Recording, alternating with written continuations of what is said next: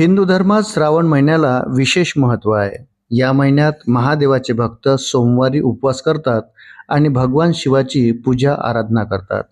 तर काही जण संपूर्ण श्रावण महिना व्रत करतात, सात्विक भोजन करतात.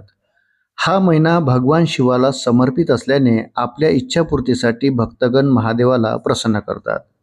हिंदू पौराणिक कथानुसार भगवान शिव आणि पार्वतीचा विवाह श्रावण महिन्यात झाला होता. त्यामुळे यंदा श्रावण केव्हा सुरू होणार आणि श्रावणी सोमवार किती असतील याची माहिती आपण या व्हिडिओमध्ये घेऊया. भगवान शिवाच्या भक्तासाठी श्रावण महिन्याला विशेष महत्त्व आहे. या महिन्यात भगवान शिवाने देवी पार्वतीला आपली पत्नी म्हणून स्वीकारले. शिव पार्वतीचा विवाह याच महिन्यात संपन्न झाल्याने हा महिना शिवभक्तांसाठी व महादेवांच्या पूजा आराधनेसाठी देखील विशेष महत्त्वाचा मानला जातो.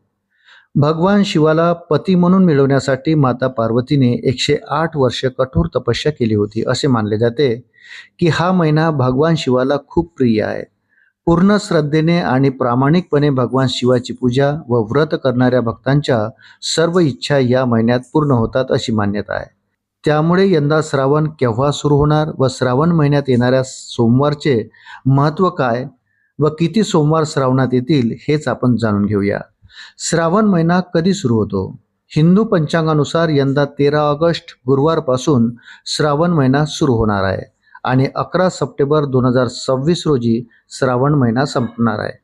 श्रावण हा हिंदू दिनदर्शिकेतील दुसरा महिना मानला जातो. या महिन्यात सोमवारचे व्रत करण्याचे विशेष महत्त्व आहे. त्यामुळे श्रावणी सोमवारला देखील महत्त्वाचे मानले जाते. श्रावण 2026 मध्ये किती सोमवार असतील? पहिला सोमवार 17 ऑगस्ट, दुसरा सोमवार 24 ऑगस्ट, तिसरा सोमवार 31 ऑगस्ट आणि चौथा सोमवार 7 सप्टेंबर. श्रावण महिन्याचे महत्त्व.